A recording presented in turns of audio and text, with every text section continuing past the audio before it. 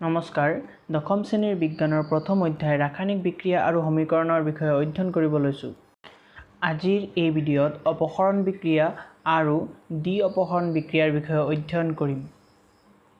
অপসৰণ বিক্ৰিয়া কি তাৰ বিষয়ে জনাৰ আগত এই ছবিটোলৈ মন কৰা। ইয়াত মৌলসমূহৰ সক্ৰিয়তাৰ ক্ৰম অনুসৰি সজোৱা হৈছে অধিক সক্ৰিয়ৰ পৰা কম সক্ৰিয়লৈ। অপসৰণ বিক্ৰিয়াত এই শ্ৰেণীটো অতি প্ৰয়োজনীয়। অপসৰণ বিক্ৰিয়াৰ সংজ্ঞাটো চোৱা।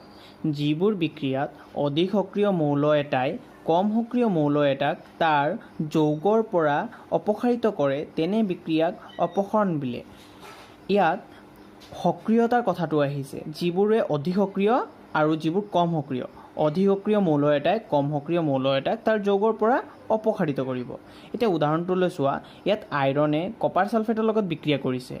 আইৰণ কপাৰতকৈ অধিক সক্ৰিয়, সেইকাৰণে কি কৰিব, আইৰণে কপাৰক তাৰ যৌগৰ পৰা অৰ্থাৎ কপাৰ ছালফেটৰ পৰা অপসাৰিত কৰি পিনি কপাৰক অকলশৰীয়া কৰি দিব আৰু আইৰণে তাৰ যৌগ এটা সৃষ্টি কৰিব, যিটো হৈছে ফেৰাছ ছালফেট।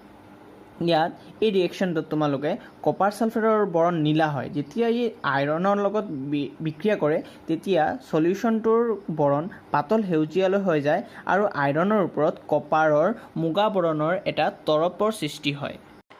এতিয়া এই ছবিটোলৈ মন কৰা।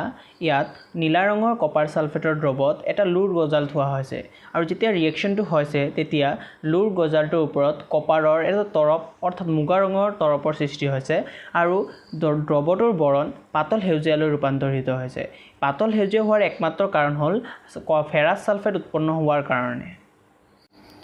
এই এক্সপেৰিমেণ্টটোৰ পৰা প্ৰায় এটা প্ৰশ্ন আহি থাকে যে লুৰ গজাল এটা ডুবাই ৰাখিলে কপাৰ ছালফেট দ্ৰৱৰ ৰঙৰ পৰিৱৰ্তন ঘটে কিয়?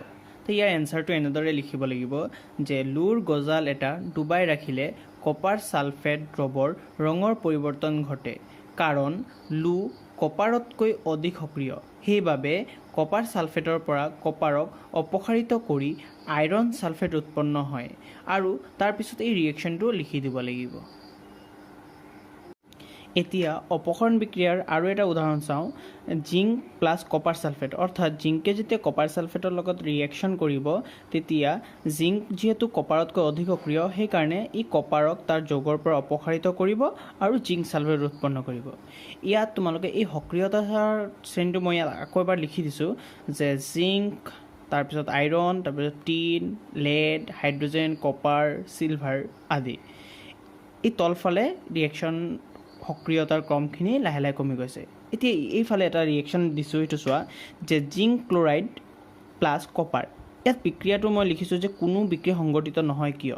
কাৰণ যিহেতু কপাৰ জিংকতকৈ কম সক্ৰিয় মৌল এটাই অধিক সক্ৰিয় মৌল এটাক তাৰ যৌগৰ পৰা কিন্তু অপসাৰিত কৰিব নোৱাৰে, সেয়ে এই বিক্ৰিয়াটো সংঘটিত নহয়। এতিয়া দ্বি অপসৰণ বিক্ৰিয়া মানে কি তাৰ বিষয়ে জানি লওঁ।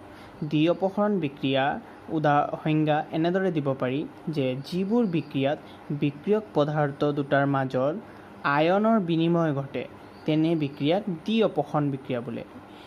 এতিয়া এই উদাহৰণটোলৈ চোৱা। ইয়াত ছ'ডিয়াম ছালফেটে যেতিয়া বেৰিয়াম ক্লৰাইডৰ লগত বিক্ৰিয়া কৰিছে তেতিয়া বেৰিয়াম ছালফেট আৰু ছ'ডিয়াম ক্লৰাইড উৎপন্ন হৈছে। মনত থবা যে যিকোনো এটা যৌগত প্ৰথম পাৰ্টটো পজিটিভ আয়ন থাকে আৰু ছেকেণ্ড পাৰ্টটো নিগেটিভ আয়ন। ঠিক একেদৰে ইয়াতো প্ৰথম পাৰ্টটো পজিটিভ, ছেকেণ্ড পাৰ্টটো নিগেটিভ। আৰু দ্বি অপসৰণ বিক্ৰিয়াৰ সংজ্ঞাতে কৈ দিছে যে আয়নৰ বিনিময় ঘটিব, অৰ্থাৎ প্ৰথম বিক্ৰিয়ক পদাৰ্থৰ পজিটিভে দ্বিতীয় বিক্ৰিয়ক পদাৰ্থৰ নিগেটিভৰ লগত লৈ এটা যৌগ গঠন কৰিব আৰু দ্বিতীয়টোৰ পজিটিভে প্ৰথমটোৰ নিগেটিভক লৈ আন এটা যৌগ সৃষ্টি কৰিব। এতিয়া দ্বি অপসৰণ বিক্ৰিয়াৰ আৰু এটা উদাহৰণ চাওঁ। ইয়াত বেৰিয়াম ক্লৰাইড এইটো এটা যৌগ, সেইকাৰণে প্ৰথম পাৰ্টটো পজিটিভ আৰু ছেকেণ্ড পাৰ্টটো নিগেটিভ। বেৰিয়াম ক্লৰাইডে পটাছিয়াম ছালফেটৰ লগত বিক্ৰিয়া কৰিছে। পটাছিয়াম ছালফেটতো প্ৰথম পাৰ্টটো পজিটিভ, ছেকেণ্ড পাৰ্টটো নিগেটিভ। এতিয়া দ্বি অপসৰণ বিক্ৰিয়াৰ সংজ্ঞা মতে আয়নৰ বিনিময় ঘটিব, সেইকাৰণে ইয়াৰ পজিটিভে ইয়াৰ নিগেটিভক লৈ বেৰিয়াম ছালফেট উৎপন্ন কৰিছে আৰু ইয়াৰ পজিটিভে ইয়াৰ নিগেটিভক লৈ পটাছিয়াম ক্লৰাইড উৎপন্ন কৰিছে। দ্বি অপসৰণ বিক্ৰিয়াৰ আৰু এটা উদাহৰণ চাওঁ। ইয়াত কপাৰ ছালফেটে ছ'ডিয়াম হাইড্ৰক্সাইডৰ লগত বিক্ৰিয়া কৰি ছ'ডিয়াম ছালফেট আৰু কপাৰ হাইড্ৰক্সাইড উৎপন্ন কৰিছে। এতিয়া এই এক্সপেৰিমেণ্টলৈ মন কৰা, ইয়াত চিলভাৰ নাইট্ৰেটত যেতিয়া ছ'ডিয়াম ক্লৰাইড এড কৰা হয় তেতিয়া বগা ৰঙৰ অদ্ৰাব্য অধক্ষেপৰ সৃষ্টি হয় আৰু যিবোৰ বিক্ৰিয়াত অধক্ষেপৰ সৃষ্টি হয় তেনে বিক্ৰিয়াক অধক্ষেপণ বিক্ৰিয়া বুলি কোৱা হয়।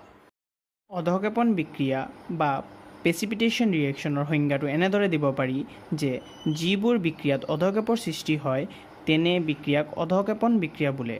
যেনে ছ'ডিয়াম ছালফেটে বেৰিয়াম ক্লৰাইডৰ লগত বিক্ৰিয়া কৰি বেৰিয়াম ছালফেট অধক্ষেপ হিচাপে সৃষ্টি কৰে আৰু ছ'ডিয়াম ক্লৰাইড উৎপন্ন হয়।